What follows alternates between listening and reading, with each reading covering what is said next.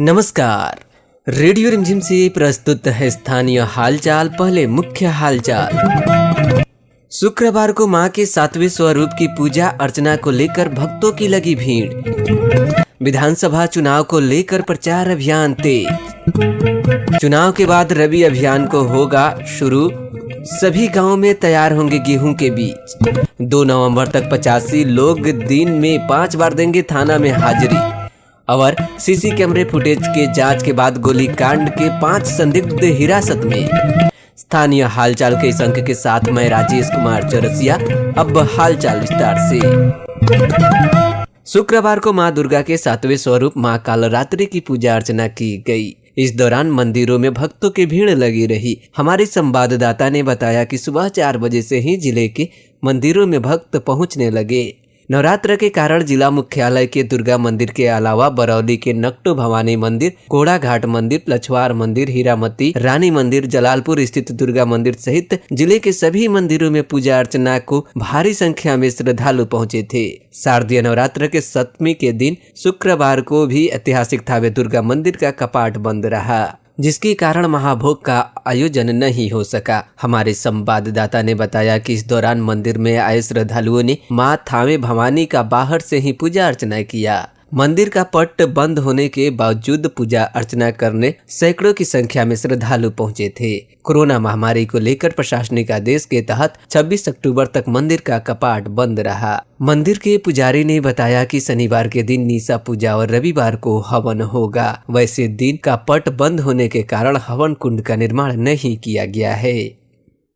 विधानसभा चुनाव को लेकर प्रचार अभियान। जिले के 6 विधानसभा क्षेत्र में रफ्तार पकड़ने के साथ ही अब शहरी इलाके से लेकर ग्रामीण इलाके के लोग भी धीरे धीरे चुनाव की चर्चा कर रहे हैं। हमारे संवाददाता ने बताया कि अपने प्रत्याशियों को साबित करने के लिए उनके पक्ष में तर्क वितर्क करने लगे हैं। वहीं इस विधानसभा चुनाव में पहली बार मतदान करने वाले युवाओं में मतदान को लेकर काफी उत्साह देखने को मिल रहा है। युवा वोटर के बीच चुनाव को लेकर हो रहे चर्चाओं में प्रदेश के विकास के साथ जिले तथा अपने क्षेत्र का विकास कौन राजनीतिक दल और प्रत्याशी कर सकते हैं, इसको लेकर आपस में बहस हो रही है।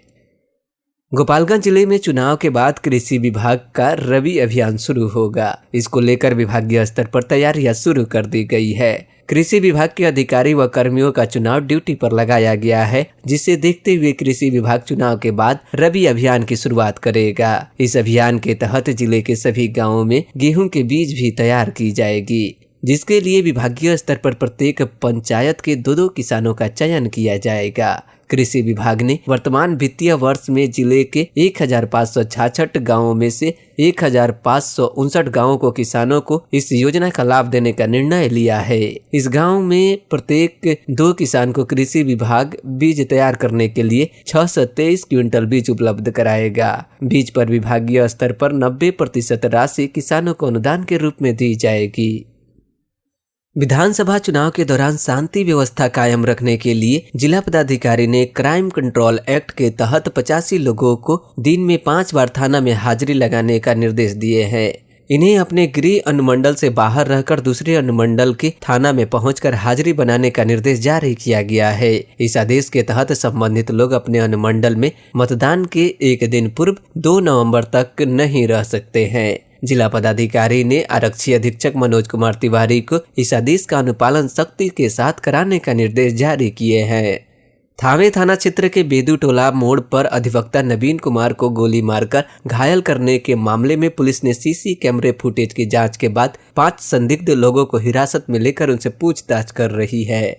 जानकारी है कि लखनऊ के एक अस्पताल में भर्ती अधिवक्ता नवीन कुमार की स्थिति अभी भी गंभीर बनी हुई है। इस बीच पुलिस ने अधिवक्ता गोली कांड में सीसी कैमरे के फुटेज खंगालने के बाद 5 लोगों को हिरासत में लिया। गोली मारने वाले शूटर की पहचान की जा रही है।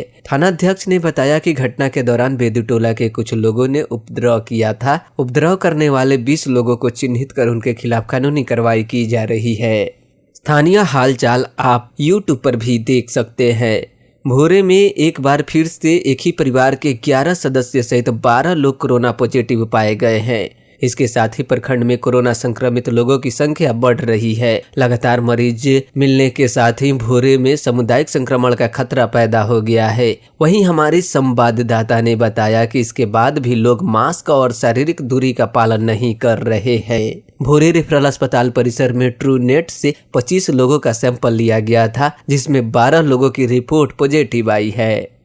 उधर भोरे थाना क्षेत्र के लामी चौर में चोरों ने दिन के समय ही एक घर के दरवाजे पर खड़ी एक बाइक की चोरी कर ली। इस मामले में पुलिस ने एक युवक को हिरासत में लेकर पूछताछ कर रही है।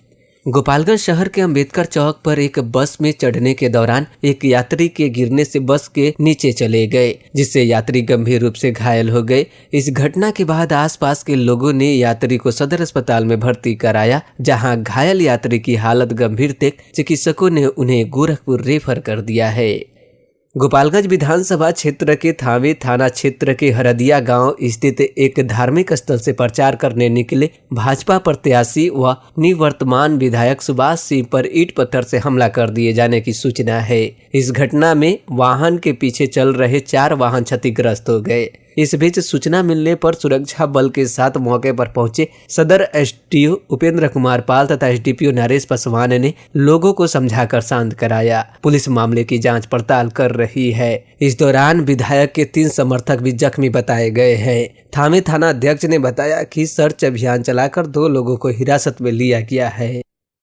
शारदीय नवरात्र में फलों से लेकर फलाहारी सामान के दाम बढ़ गए हैं। व्रत के दौरान खाए जाने वाले फलों के दाम में बढ़ोतरी हुई है। हमारे संवाददाता ने बताया कि दुकानदार बताते हैं कि नवरात्र में मांग बढ़ने से फलों की कीमत और बढ़ने की संभावना है। व्रत के दौरान खाए जाने वाले सब्जियों की कीमत भी बढ़ोतरी क्रम में जारी है। गोपालगंज सिविल सर्जन की अध्यक्षता में प्रत्येक सोमवार को जिला स्तर पर बैठक आयोजित कर प्रखंड स्तर पर किए गए कार्यों की हर स्तर पर जानकारी प्राप्त की जाएगी, ताकि इस अभियान का अधिक से अधिक लोगों का लाभ पहुंच सके। विधानसभा चुनाव के दौरान जिले के 6 विधानसभा क्षेत्र में 69,002 मतदाता पहली बार वोट डालेंगे। पिछले वर्ष मई माह में हुए लोकसभा चुनाव के बाद से लेकर अब तक इन मतदाताओं ने मतदाता सूची में अपना नाम दर्ज कराया है। मतदाता सूची में नाम दर्ज कराने वाले मतदाताओं में 32,239 महिलाएं भी शामिल है। पहली बार चुनाव में वोट डालने को लेकर नई मतदाता सूची में दर्ज युवा मतदाताओं में अधिक उत्साह देखा जा रहा है। गोपालगंज जिले में दशहरा और दीपावली मनाने अपने घर आ रहे लोगों पर नशाखुरानी गिरोह के सदस्य सक्रिय हो गए हैं। पिछले 15 दिनों के अंदर नशाखुरानी गिरोह के सदस्य आधा दर्जन लोगों को अपना शिकार बना चुका है। शुक्रवार को भी एक युवक को नशाखुरानी गिरोह के सदस्य ने अपना शिकार बना लिया। बेहोशी की हालत में बंजारी मोड़ के समीप से युवक को लोगों ने इलाज के लिए सदर अस्पताल में भर्ती कराया। कुचायकोट थाना क्षेत्र के सासा मुसा के समीप NH-28 पर एक वाहन की चपेट में आने से एक बाइक सवार दंपति घायल हो गए। इस हादसे के बाद आसपास के लोग घायल दंपति को एक निजी अस्पताल ले गए, जहां दंपति की हालत गंभीर देख चिकित्सकों ने उन्हें उत्तर प्रदेश के कुशीनगर में रेफर कर दिया। जयप्रकाश विश्वविद्यालय में मां दुर्गा पूजा का अवकाश 17 अक्टूबर तक है। गुरुवार को कार्य होने के बाद शुक्रवार से जयप्रकाश विश्वविद्यालय के कॉलेज में अवकाश की घोषणा कर दी गई है। बरौली थाना क्षेत्र के सोनबरसा गांव में बांस काटने के दौरान बांस के ऊपर से गुजर रहे बिजली के तार के संपर्क में आने से मौके पर एक किसान की मौत हो गई। वहीं मकसूदपुर गांव में शुक्रवार की देर शाम घर में लगे विद्युत मोटर का तार जोड़ रहा एक युवक करंट की चपेट में आ गया। इस घटना के बाद स्वजन युवक को सदर अस्पताल ले गए, जहाँ चिकित्सकों ने युवक को मृत घोषित कर दिया। और अब आज के मौसम का तापमान न्यूनतम 23 डिग्री सेल्सियस और अधिकतम 32 डिग्री सेल्सियस रहने की संभावना है।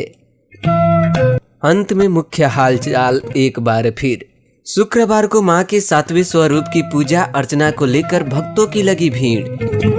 विधानसभा चुनाव को लेकर प्रचार अभियान तेज।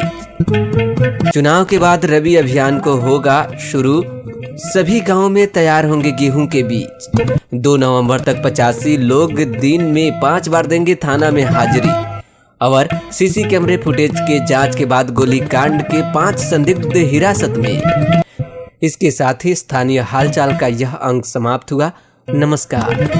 कोरोना संक्रमण को लेकर सोशल डिस्टेंसिंग का पालन कीजिए, मास्क लगाइए, घर में रहिए, सुरक्षित रहिए। सुनते रहिए रेडियो रिमझिम 90.4।